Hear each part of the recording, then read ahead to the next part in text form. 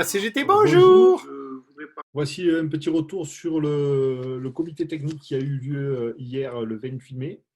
Alors, nous avons parlé d'un principe général au niveau des horaires, du télétravail, des ASA, de la prime et des congés. Alors, pour le principe général, il y a un retour progressif qui va se faire au niveau des horaires et le passage aux 39 heures pour ceux qui étaient mis d'office à 35 heures. Donc, un retour à la normale, se retourner vers les chefs de service pour un peu plus d'explications. Sur les ASA, alors, pour les ASA, sur les personnes qui veulent garder leurs enfants de moins de 16 ans, si l'établissement est fermé, effectivement, il faudra demander une autorisation et faire une attestation sur l'honneur l'établissement scolaire pour montrer que vous pouvez garder votre enfant chez vous.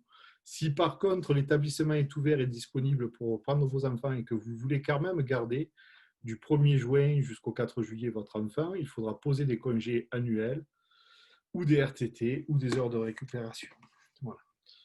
Bien sûr, pour les personnes à risque, tout reste à la normale. Le troisième point, c'est pour le télétravail.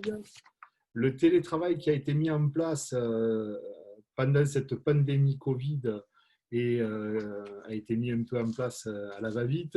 Et il sera continué du 1er juin au 4 juillet, mais une formalisation collective, on va dire, sur les moyens et le matériel qui sera utile si le télétravail devait continuer, se fera après cet épisode Covid. Donc, je rappelle, le télétravail continuera sur certains services du 1er juin au 4 juillet sur une base de 2 jours par semaine. Nous allons venir à la prime. La prime est un casse-tête pour la collectivité, pas pour la CGT, parce que l'ensemble des agents qui ont subi cette pandémie doivent avoir par solidarité la même prime. Le gouvernement l'avait dit, il a imposé le confinement et le président de la République nous a dit, coûte quoi que ça coûte, on mettra les moyens. Donc, une prime pour nous, elle doit être pour tout le monde pareil. Nous ne sommes pas pour une prime au mérite, dont on ne saura pas qui sera l'ensemble des bénéficiaires, qui c'est qui aura fait plus de tournées, moins de tournées, pourquoi le chef de service lui aura proposé ça, et qui sera inéquitable et injuste. Sans parler de nos collègues féminines qui ont dû garder les enfants dans cette période de confinement et qui auraient, elles, la double peine. Ne pas avoir pu travailler, garder les enfants et ne pas toucher de prime.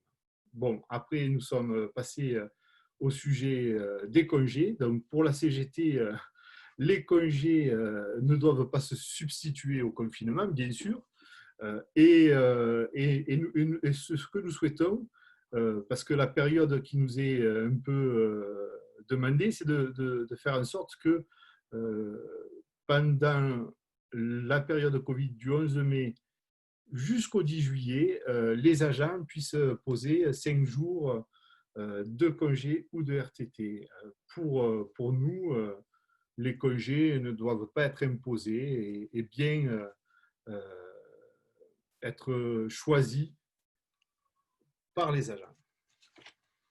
Le statut de la fonction publique territoriale est un statut révolutionnaire. Et il ne faudrait pas que les élus libéraux nous imposent une politique d'entreprise privée qui, nous le savons, prive l'ensemble des salariés de droits nouveaux. La CGT revendique aussi la titularisation des vacataires qui ont travaillé pendant cette période de pandémie Covid. Merci à tous et à une prochaine fois.